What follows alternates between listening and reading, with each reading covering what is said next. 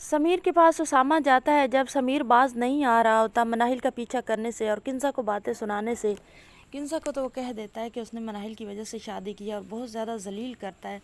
کبھی بھی کنزا کی کوئی بات نہیں سنتا۔ اور جیسے ہی اسامہ کو یہ سب پتہ چلتا ہے تو وہ سمیر کے پاس جاتا ہے اور اسے اچھی طرح سے دھو دیتا ہے، بہت زیادہ مارتا ہے۔ اور جب اسامہ کو بہت زیادہ مارتا ہے تو اسامہ سمیر سے معافی مانگنے کے لیے ہاتھ جوڑتا ہے تو اسامہ اسے کہتا ہے کہ تمہارے یہی ہاتھ توڑ دوں گا اگر آئندہ تم نے مناہل کا پیچھا کرنے کی کوشش کی یا کنزا کو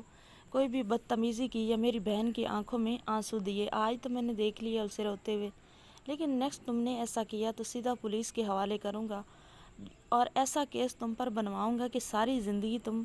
حوالات سے باہر نہیں نکل پاؤ گے۔ جو سمیر ہوتا ہے وہ یہ بات سن کر اور زیادہ اس کے دل میں انتقام کی آگ بھڑک جاتی ہے۔ اسامہ تو واپس آ جاتا ہے لیکن سمیر جو ہے وہ مناہل کا پیچھا بالکل نہیں چھوڑتا۔ وہ مناہل کے پاس آفس میں جاتا ہے اور اسے کہتا ہے کہ اس کے لیے سب کچھ کرنے کے لیے تیار ہے اور وہ اسامہ کو چھوڑ دے۔ اگر وہ اسامہ کو نہیں چھوڑے گی تو سمیر اس کے گیٹ پر باہر آ کے کھڑے کھڑے سب کے سامنے اس کا تماشا بنا کر جان دے دے گا۔ اب مناہل جو ہوتی ہے وہ سمیر سے کہتی ہے کہ مجھے معلوم نہیں تھا کہ تم اتنے گھٹیا نکلو گے،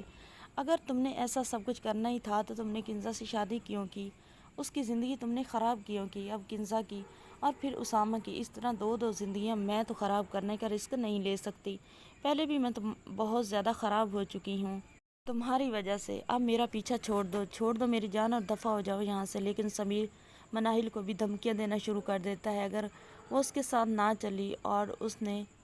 سمیر کا ساتھ نہ دیا تو سمیر اسے گنڈوں کے ذریعے اٹھوا لے گا۔ دوسری طرف آپ دیکھنے والے ہیں کہ جو سمینہ بیگم ہوتی ہے وہ تو اب اس کا گھر تو ماتم کدہ بن چکا ہے،